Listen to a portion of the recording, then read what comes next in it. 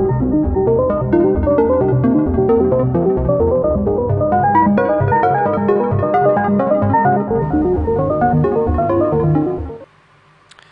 day, viewers, and welcome to another episode of Government and Public Service Reports on Atlantic Television Network. Here we bring you the news, events, and stories abounding in the state system. ATN's appetite for in-depth, unbiased, and factual reportage is the driving principle for this program in order to bring the activities of government to the doorstep of the people. We'll go through the highlights of today's reports and the headlines. Okwebolo wins Edo governorship election. Buhari congratulates APC's Okwebolo. Police snaps grave robber in Bauchi State. Tinubu vows to crack down on cybercrime. We'll take a short break, and when we return, we'll go straight into the details. Stay tuned.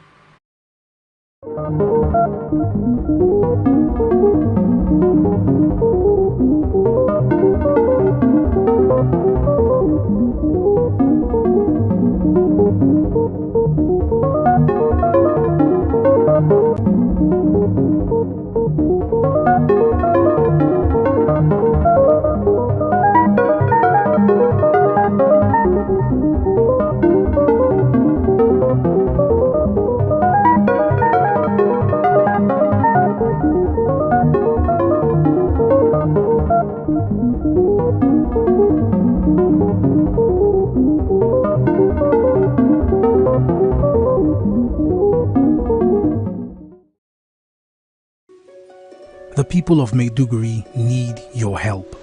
A catastrophic flood has engulfed the city, leaving over 1 million residents stranded and fighting for survival. Entire communities are submerged, with people trapped inside homes and on rooftops cut off from food, clean drinking water, and essential supplies. Health experts are warning of a potential outbreak of deadly diseases, and medical facilities are out of commission. The situation is dire. Helicopters, boats, and high-riding trucks capable of navigating the treacherous, waterlogged areas are urgently required to reach the countless men, women, and children still awaiting rescue. The Nigerian media is issuing a desperate plea to the government, humanitarian organizations, international actors, and citizens across the nation. Step in now, before it's too late. For more information on how you can help, contact Professor Usman A. Tar, the Honorable Commissioner for Information and Internal Security, Borno State, on 0809. This is powered by Atlantic Television Network.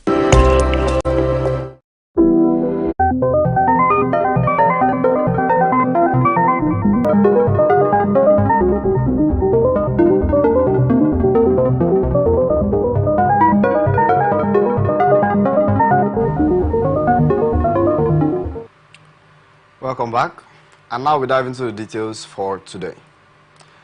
6th Division of Nigerian Army says its operatives has killed 2 armed vandals involved in illegal oil bunkering during a gun duel and recovered 2 AK-47 rifles, while 18 suspects were arrested across various states in the Niger Delta region.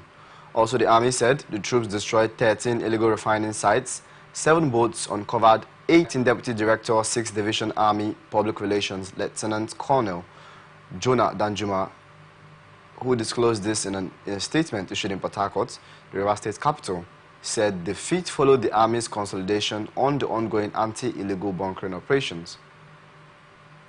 He said they had recorded enormous success in the crude oil and gas-rich region. The division's general officer commanding Major General in the entire Eche local government area of River State over the brutal attack on its member, Bora Benjamin, by some residents of the area. The Deputy General said at the PhD customer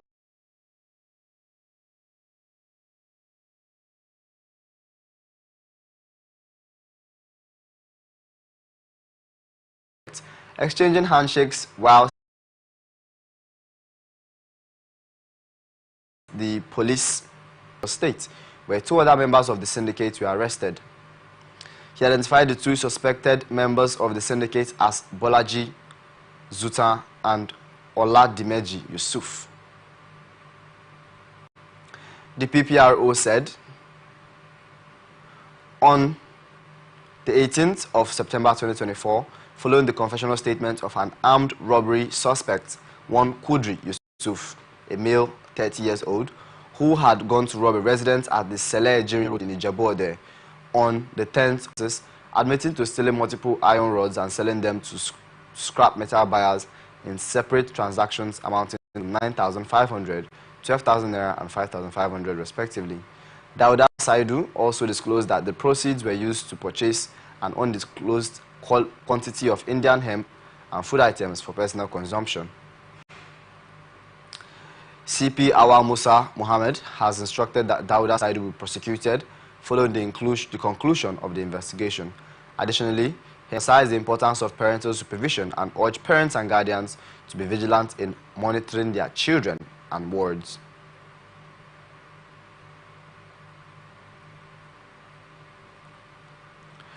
Socio-Economic Rights and Accountability Project has called on President Bola Ahmed Tinubu to promptly investigate the spending of billions of naira from the Ecological Fund collected by Borno State since 2001, including the 860 naira collected by the state between January 2024 and June 2024.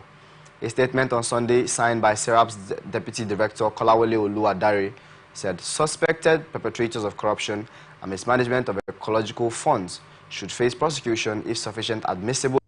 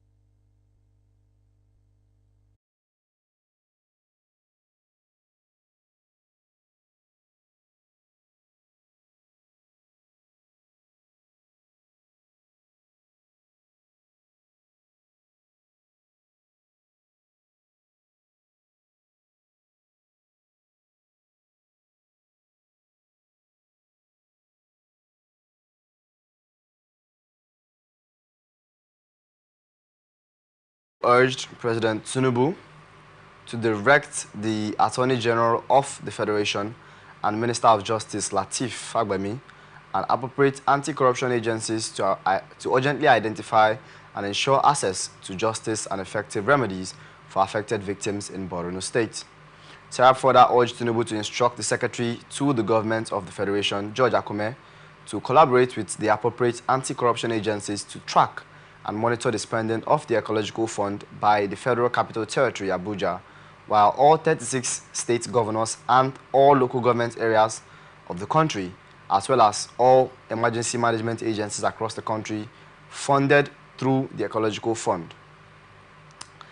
Serap said there is a legitimate public interest in ensuring justice for the victims of the Borno floods and accountability for the spending of the monthly ecological funds collected by the state through the Federal Account Allocation Committee, adding that the devastation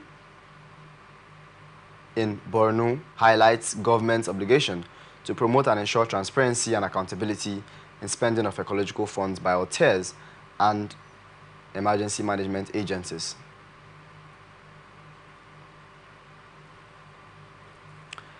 At the behest of President Bola Tinubu, Vice President Kashim Shettima has departed Abuja for the United States to attend the 79th session of the United Nations General Assembly. Recall that President Tinubu had directed the Vice President to lead the Nigerian delegation to the high-level global forum. The President is to focus on addressing pressing domestic issues, including the recent devastating flood disaster. During the session, Vice President Shettima would deliver Nigeria's national statement, participate in key meetings on the sidelines of the event, and engage in bilateral meetings. The high-level general debate is themed, Leaving No One Behind, Acting Together for the Advancement of Peace and Sustainable Development and Human Dignity for Present and Future Generations. The UNGA is scheduled to take place from September 24th to 28th, 2024.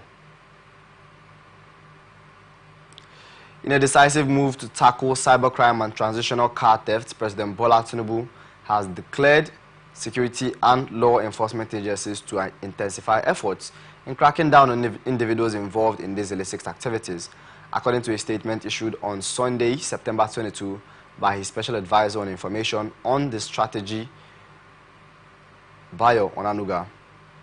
President Tinubu also sent a strong message to the global community affirming that Nigeria will not be a haven for illicit wealth from foreign countries. The President commended the Economic and Financial Crimes Commission for its recent handover of 53 vehicles and $180,000 to the Royal Canadian Mounted Police, benefiting 2 Canadian citizens who fell victim to cybercrimes perpetrated by Nigerian nationals.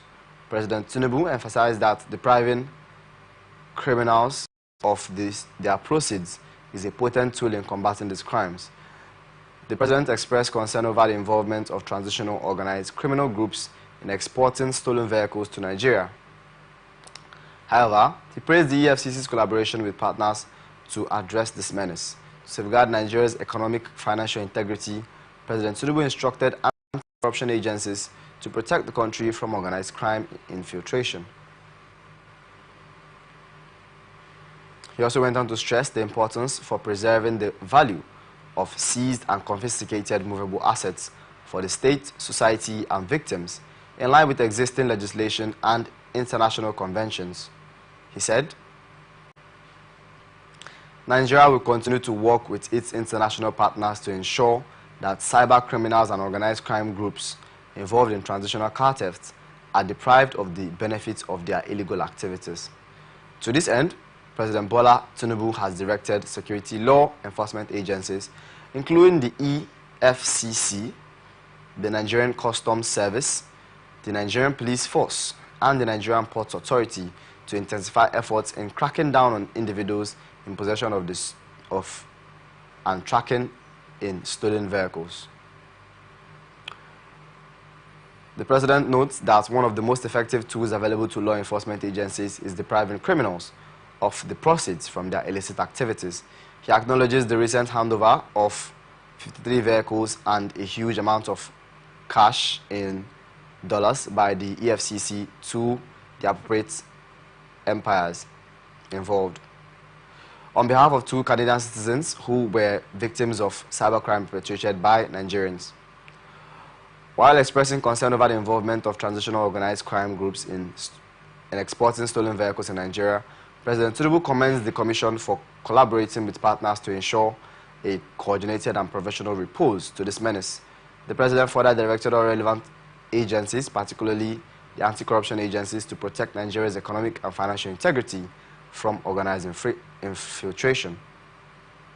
He also demands that the value of seized confiscated movable assets be preserved for the state, society, and victims in line for existing legislation and international conventions, the statement said.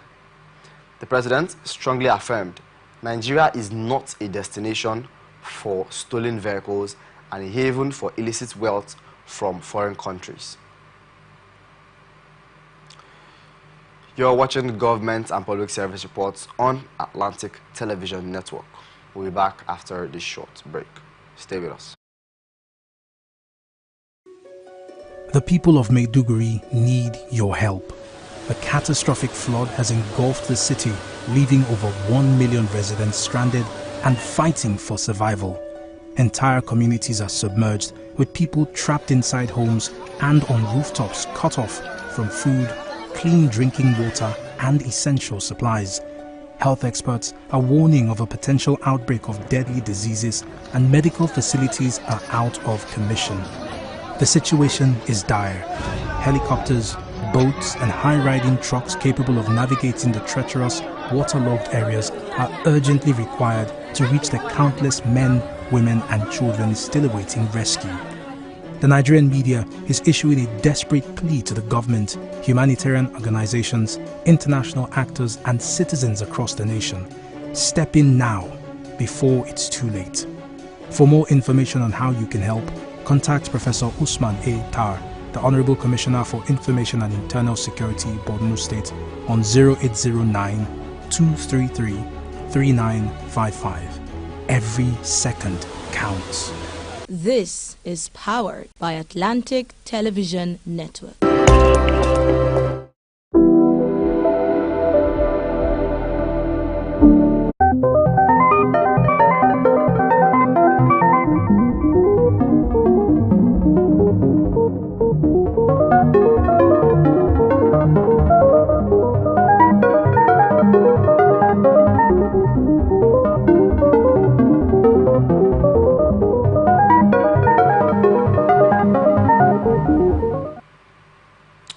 Welcome back to Government and Public Service Reports on Atlantic Television Network. Now to the rest of our stories.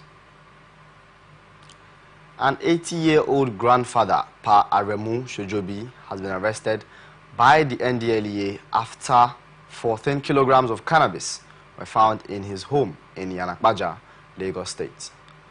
Reports indicate that the octogenarian, who has been involved in the illicit drug trade for 25 years, was apprehended on Friday, September 20th, 2024. Femi Babafemi, the NDLEA Director of Media and Advocacy, stated on Sunday that the suspect claimed to source his supplies from Benin Republic, selling to customers from his residence daily between 7 a.m. and 10 p.m. The statement reads, in part, operatives of the Lagos State Strategic Command of the agency on Friday, 20th September arrested an 80-year-old grandfather, Pa Aremu Shojobi, with 14 kilograms of cannabis at his home in Yanakbaja area of the state.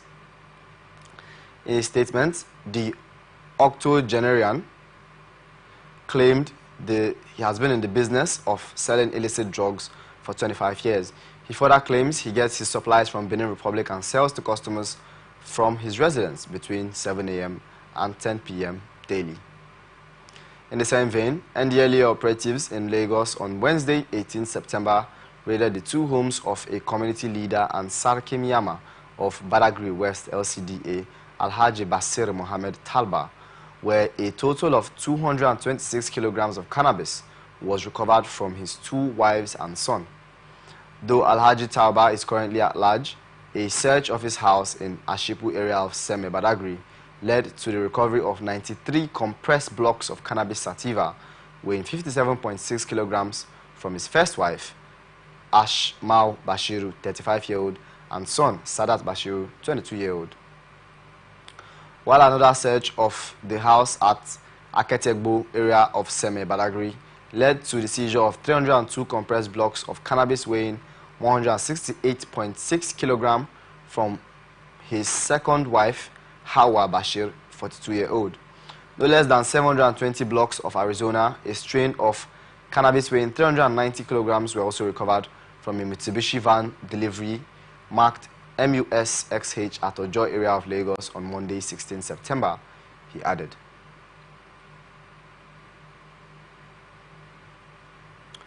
Central Bank of Nigeria says it has temporarily withdrawn the monetary credit, foreign trade and exchange policy guidelines for fiscal years 2024 and 2025 documents.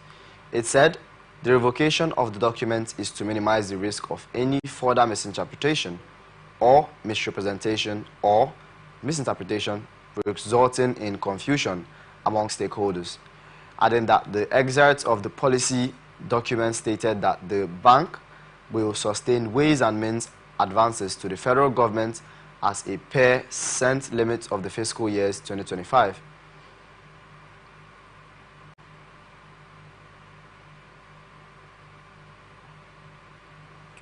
was contrary to a bill passed by the National Assembly, which raised the maximum borrowing percentage in the Act from 5% to 10%. Another controversial excerpt was the reinstatement of the cybersecurity levy, which was suspended earlier this year due to serious public backlash, while the CBN said the guidelines were misunderstood by some outlets as new policies, when there were a compilation of previous issued policies and directives effective from September 31st, 2023. It also said some policies mentioned in the guidelines have been revised or replaced by newer updates, and the attention of the central bank has been drawn to certain instances of misinterpretation or misrepresentation of its biannual publication on monetary credit, foreign trade, and exchange policy guidelines. The bank also said, as a compendium of previously issued policies and guidelines, the provisions apply only to the extent that there have been no updates or revisions to the guidelines and policies contained, and it is stated explicitly in the document to guide stakeholders.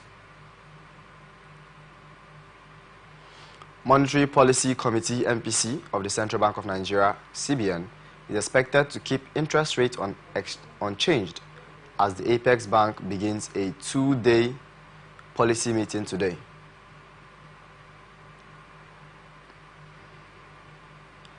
CRR of deposit money banks at 45% and merchant banks at 14%, and the liquidity ratio at 30%. The analysts further expect the MPC to adopt a more optimistic view regarding potential capital inflows to our emerging markets, as declining global interest rates are likely to mitigate risk aversion and attract foreign investments. The MPC is likely to weigh their decision against emerging risk to domestic prices from the energy sector and flood-related distributions.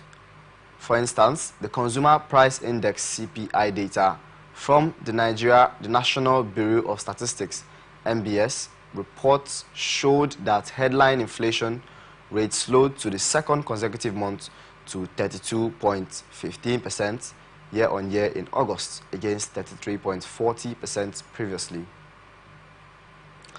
Analysts of multiple companies said rate cuts will be premature and additional hikes will be unlikely. Therefore, we opine that a rate cut would be premature. On the flip side, additional hikes should be off the card due to the costs to consumption and production activities, including government borrowings.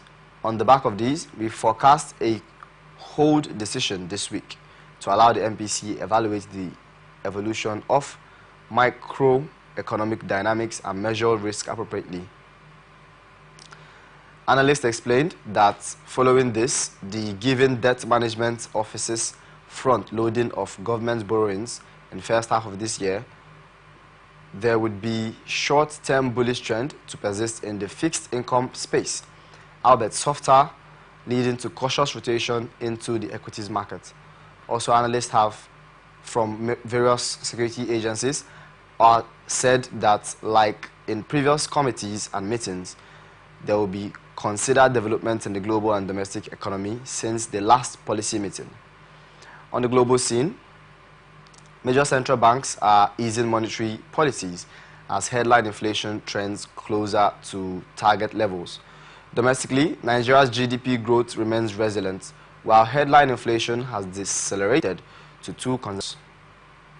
However, near-term pressures suggest a potential uptick due to the substantial increase of the base price of PMS, plus 50.5% to 855 naira per litre.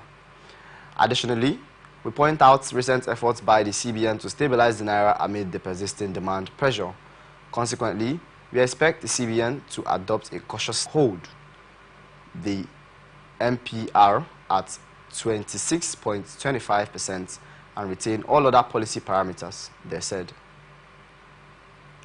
We expect the MPC to recognize the consecutive 2-month moderation in inflation, attributing this trend to base effect and the Central Bank of Nigeria tight monetary stance.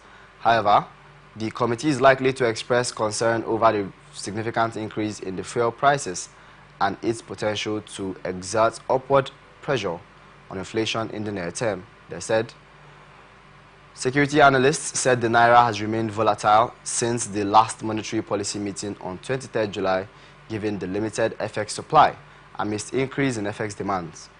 At the same time, foreign investors have remained cautious, primarily due to the low investor confidence, saying we expect the MPC to acknowledge the increased naira volatility, attributing it to the unabating demand pressure, while encouraging the CBN to sustain its FX supply to the market to stabilize the economy and the naira.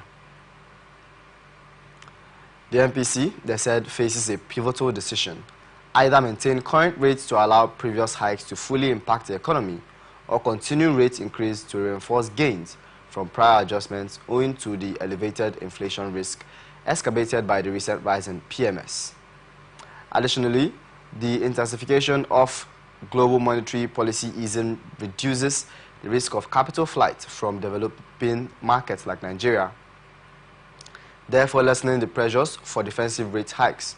Also, it highlights dovish signals from CBN coming from the Apex Bank's adjustment of the asymmetric corridor to plus 500 and 100 BPS around the MPR. Specifically, the CBN limited the standing deposits facility SDF rates of 25.75% on deposits of up to 3 billion naira with a fixed rate of 19% on excesses deposits, thus discouraging banks' utilization of this window.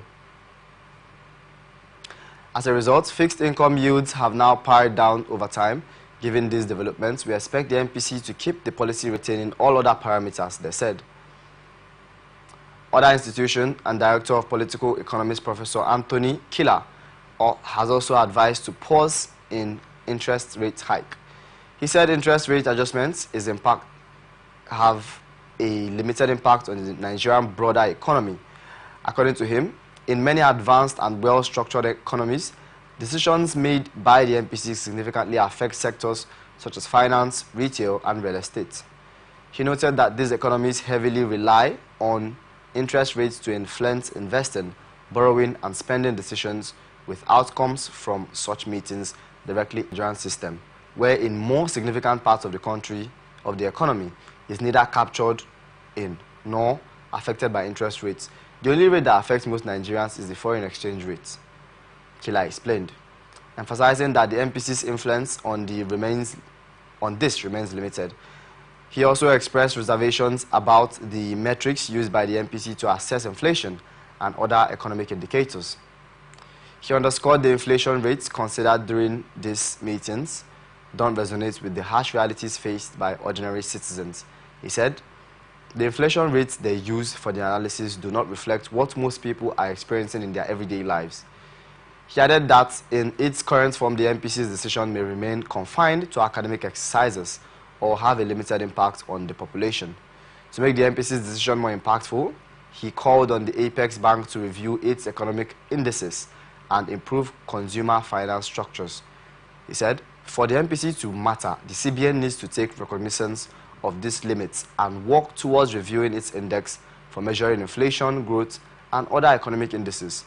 It should also work towards making interest rates central to people's lives by deliberately enhancing consumer finance facilities and processes and allowing fiscal policies to take their rightful place in the economy.